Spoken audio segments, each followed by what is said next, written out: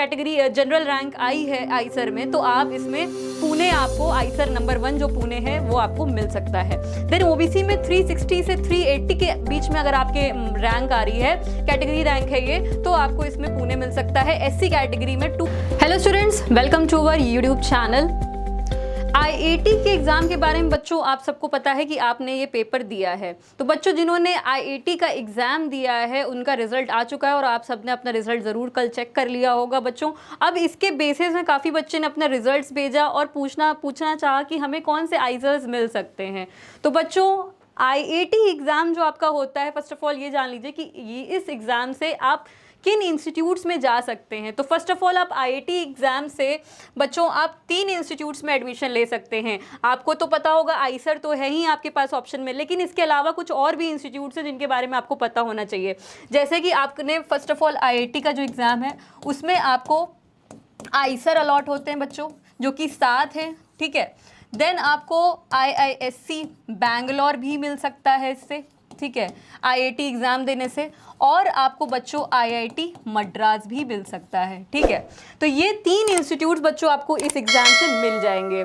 तो बच्चों आपको कैसे अब इन कॉलेजेस में जाना है, एग्ज़ाम आपने ऑब्वियसली दे दिया है, बट आप इन इंस्टीट्यूट में कैसे जा सकते हो, क्या प्रोसेस होता है और कैसे अप्लाई करना है, तो वो हम इस वीडियो में देखेंगे। तो इनका तो हम फटाफट से देख लेंगे, बाकी हम आइजर्स के बारे में बात करने वाले हैं कि 7 आइजर्स में हमको कैसे अब आपको आइजर्स मिल सकते हैं, कैसे फॉर्म अप्लाई करना है, काउंसलिंग करनी है और हमारा प्रेफरेंस ऑर्डर क्या होना चाहिए। ये सारी ही चीज़ें आज अब इस वीडियो में, इस एक वीडियो में सब कुछ मर्ज कर दिया है, सब कुछ इसमें डिस्कस कर लेंगे। तो वीडियो को एंड तक देख लेना बच्चों, और काफ़ी सारी जानकारी आपको इस वीडियो में मिलने वाली है उन सभी बच्चों के लिए जिन्होंने आईआईटी का एग्जाम दिया हुआ है। तो बच्चों आईआईएससी बैंगलोर का भी देख लेते हैं। इस वेबसाइट में जब आप जाओगे आईसर admission.in में, देन आप यहाँ देख सकते हैं जो आपका ये ऑप्शन है एप्टीट्यूड टेस्ट है, एडमिशंस है।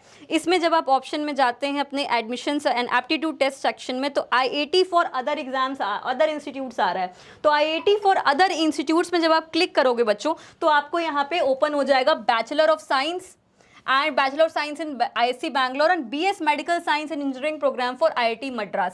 तो ये 2 इंस्टीट्यूट्स में आप बच्चों इस कोर्स के लिए जा सकते हैं। अब इसमें आप जब क्लिक करेंगे बच्चों, तो इन कॉलेजेस का अलग अलग पोर्टल और वेबसाइट ओपन हो जाएगा और उसमें आप अप्लाई कर सकते हैं। जैसे फॉर एग्जाम्पल मैं आपको करके दिखाती हूँ कि अगर आप फॉर एग्जाम्पल IIT मद्रास में जाना चाहते हैं, तो IIT मद्रास में जाने के लिए बच्चों आपको यहाँ पे इस तरीके का फॉर्म ओपन हो जाएगा, वेबसाइट ओपन हो जाएगी और डायरेक्टली अगर आप इंपॉर्टेंट डेट्स में जाओगे तो आप यहाँ देखोगे जो लास्ट डेट है वो एक्सटेंड हो गई है, 28 जून कर दी गई है। जो पहले 5 जून थी वो आपकी 28 जून एक्सटेंड कर दी गई है। दैट मीन्स आप अभी भी इसका फॉर्म अप्लाई कर सकते हो IIT मद्रास के लिए, अगर आप इस कोर्स में एनरोल होना चाहते हैं और आपने आईआईटी का एग्जाम भी दिया हुआ है, तो इसको आप फॉर्म जरूर अप्लाई बच्चों कर लेना। लास्ट डेट आपकी 28 जून ही है, ठीक है। अब हम देखें आईआईएससी बैंगलोर के लिए, तो आईआईएससी बैंगलोर के लिए आप इस तरीके से आपकी वेबसाइट ओपन हो जाएगी और आप इसमें अप्लाई कर सकते हैं admissions.iisc.ac.in वेबसाइट में जाके आप इसमें इजीली अप्लाई कर सकते हो इस लिंक में क्लिक करके, ठीक है बच्चों। तो ये दोनों बाकी इंस्टीट्यूट्स हैं, उनको आप अप्लाई कैसे करोगे वो मैंने आपको यहाँ पे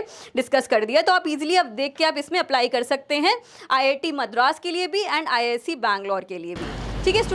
इस वेबसाइट पे बच्चों हम जाएंगे तो यहाँ पे आप देख सकते हो आईआईटी 2024 रिजल्ट में जब आप क्लिक करोगे तो इसमें आप अपना लॉगिन कर सकते हैं। जैसे कि अगर हम नोट में देखें, यहाँ पे आईआईएससी का प्रेफरेंस फॉर्म इज मैंडेटरी लिखा हुआ है, फॉर्म आपको अप्लाई करना होगा।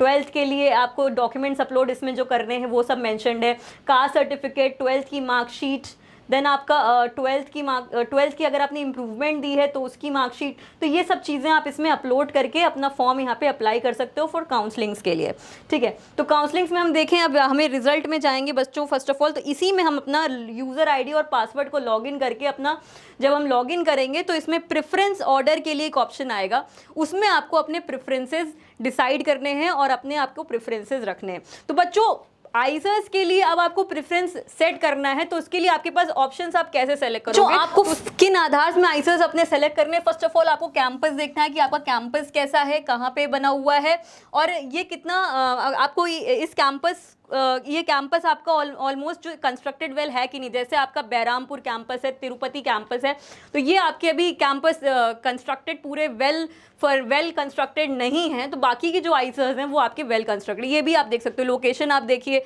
सब्जेक्ट किस सब्जेक्ट से आपको यहाँ पे जो कोर्स है BSMS का वो आपको कंप्लीट करना है। जैसे कि आपका 5 ईयर BSMS कोर्स है वो आपके सातों आईसर्स में है, लेकिन आईएसआर भोपाल में आपका जो कोर्स है वो 4 ईयर का BS कोर्स है, ठीक है। 4 ईयर का BS कोर्स आपका भोपाल कैंपस में है। तो बच्चों आपको ये सब चीज़ें देखनी होंगी, प्लेसमेंट्स देखना होगा किस आईसर का कैसा प्लेसमेंट है। हमने आईसर के प्रेफरेंस ऑर्डर की बात कर ली स्टूडेंट्स, तो अब हम बात करेंगे कि कट ऑफ कितना जा सकता है। जैसा कि बच्चों आपको पता है कि आईसर्स के लिए प्रीवियस ईयर्स में जो हमने एनालिसिस किए उसके आधार पर हम एक एक्सपेक्टेड एनालिसिस लगा सकते हैं कि कितनी रैंक के बच्चे इसमें पार्टिसिपेट ज़रूर करें काउंसलिंग्स में। और बच्चों काउंसलिंग्स में पार्टिसिपेट करने का ऐसा कोई चार्ज नहीं है इसमें। और स्टूडेंट्स अगर आपकी जनरल कैटेगरी में रैंक 4000 से अंदर आई है IIT एग्जाम में, तो आप इसके लिए ज़रूर काउंसलिंग्स में भाग लीजिए, क्योंकि 4000 के अंदर आपकी सेफ रैंक है और आपको इसमें कॉलेज मिल सकता है for general category. OBC category वाले बच्चे 2000 के अंदर रैंक वाले, 2000 21,000 तक के अंदर रैंक वाले बच्चे ज़रूर इसमें पार्टिसिपेट करिए। SC कैटेगरी वाले बच्चे ऑलमोस्ट इसमें आपकी रैंक अगर 1000 है, 1000 से रैंक विद इन वाले SC कैटेगरी रैंक वाले बच्चे भाग लें इसमें। EWS कैटेगरी में अगर आपकी बच्चों 800 तक रैंक है, 700-800 तक रैंक है, तो आप इसके अंदर रैंक में आ रहे हैं तो आप पार्ट करिए इसमें EWS कैटेगरी में। ST कैटेगरी वाले बच्चे भी 800-900 रैंक तक में है, 500 रैंक तक में है, तो 500 से विद इन रैंक वाले बच्चे इसमें पार्टिसिपेट करें अगर ST कैटेगरी में विद इन 500 रैंक है तो बच्चों आईसर में हम एक एनालाइज देख लेते हैं कि कितनी कट ऑफ तक हमें मिल सकता है, कौन सा कॉलेज। तो बच्चों नंबर 1 पे जैसे कि मैंने आपको बताया कि पुणे है, पुणे का अगर हम लोग देखें यहाँ पे कितने रैंक तक में मिल सकता है जनरल कैटेगरी वाले बच्चों को, तो 700 से 800 तक की अगर आपकी कैटेगरी जनरल रैंक आई है आईसर में, तो आप इसमें पुणे आपको आईसर नंबर 1 जो पुणे है वो आपको मिल सकता है। देन OBC में 360 से 380 के बीच में अगर आपके रैंक आ रही है, कैटेगरी रैंक है ये, तो आपको इसमें पुणे मिल सकता है। SC कैटेगरी में 250 से 270 तक अगर आपकी कैटेगरी रैंक है तो आपको इसमें पुणे मिल सकता है। EWS में 140 से 150 तक रैंक है तो आपको EWS में आपको पुणे मिल सकता है। ST में 60 से 80 तक ऑलमोस्ट है तो आपको इसमें पुणे मिल सकता है। सिमिलरली कोलकाता का अगर हम लोग कैंपस देखें तो 1800 से 19 तक की जनरल कैटेगरी वाले बच्चों को यहाँ पे कोलकाता मिल सकता है। 800 से 850 तक में OBC में मिल सकता है बच्चों। 350 से 400 तक SC कैटेगरी वाले बच्चों को अलॉट हो सकता है। EWS में 200 से 250 तक रैंक वाले बच्चों को अलॉट हो सकता है और ST कैटेगरी वाले बच्चों को 200 से 250 रैंक तक में अलॉट हो सकता है। देन आपका भोपाल कैंपस है जो उसमें इंजीनियरिंग साइंस आपका 4 ईयर BS प्रोग्राम है, उसमें हमारा 2100 से 2200 तक रैंक है अगर हमें मिल सकता है ये अलॉट। और अगर हमारा इकोनॉमिक साइंस BS कोर्स की बात करेंगे तो हमको यहाँ पे 2800 से 3000 तक की रैंक पे हमको यहाँ पे IIT एग्जाम की रैंक पे हमको ये मिल सकता है। ऐसे ही सिमिलरली OBC कैटेगरी में 1200 से 1300 तक में ऑलमोस्ट ये मिल सकती है। SC कैटेगरी में 540 से 600 तक रैंक पे हमें मिल सकती है और EWS में 210 से 260 तक मिल सकती है। बच्चों ये हमने फुल्ली एनालाइज किया है और इसी के आसपास रैंक देखना आपको कॉलेज मिलेगा ये, ठीक है। देन हम ST में बात करें 250 से 280 तक की रैंक पे हमको ST कैटेगरी में ही मिल सकता है। मोहाली कैंपस की बात कर लेते हैं, 2200 से 2400 तक की रैंक पे हमें ये अलॉट हो सकता है। भोपाल कैंपस जो हमारा है वो 2600 से 2800 तक में हमें अलॉट हो सकता है। देन हमारा जो तिरुवनंत TVM कैंपस है वो हमें 2900 से 3000 तक की क्लोजिंग रैंक पे हमको ये अलॉट हो सकता है और तिरुपति कैंपस हमको 3600 तक की क्लोजिंग रैंक पे अलॉट हो सकता है।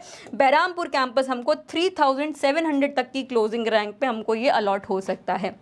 इसीलिए मैंने बच्चों आपसे कहा कि 4000 रैंक तक के जनरल कैटेगरी वाले बच्चे इसमें ज़रूर पार्टिसिपेट करिए, आपको आईजर मिल सकते हैं। बच्चों आईजर में अप्लाई कर दिया है, अपना IIT का एग्जाम दे दिया है, ऑब्वियसली काउंसलिंग भी अटेम्प्ट करिए, आपकी इतनी रैंक सेफ रैंक है, ठीक है। अब हम देखें इसमें अदर कैटेगरीज वाले बच्चों का भी मैंने यहाँ पे एनालाइज किया हुआ है। जैसे भोपाल में हम देखें यहाँ पे OBC कैटेगरी में 1400 तक रैंक पे ऑलमोस्ट मिल सकता है। मोहाली भी आपको 1400 रैंक तक मिल सकता है।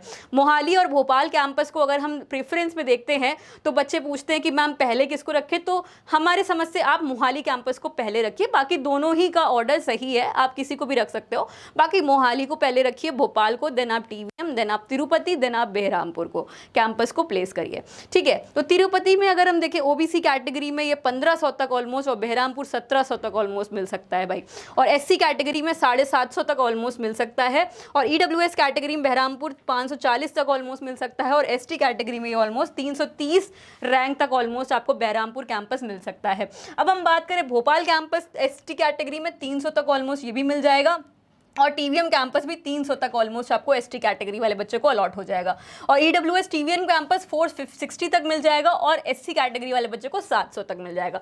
तो बच्चों ये हमारा कट ऑफ एनालिसिस है, आप इसके आधार पे इसको एनालाइज करके अपनी रैंक को देख लीजिए और उसके अकॉर्डिंग अपना काउंसलिंग में पार्टिसिपेट करिए। तो काउंसलिंग को प्रोसेस कैसे करना है, आपको अप्लाई कैसे करना है, ऑर्डर क्या रखना है, तो ये सारी चीज़ें हमने इस वीडियो में डिस्कस कर ली हैं। फुल कंप्लीट एनालिसिस हो चुका है, अब आपको कोई भी आई गेस कन्फ्यूजन नहीं होगी आइजर्स की काउंसलिंग्स के लिए।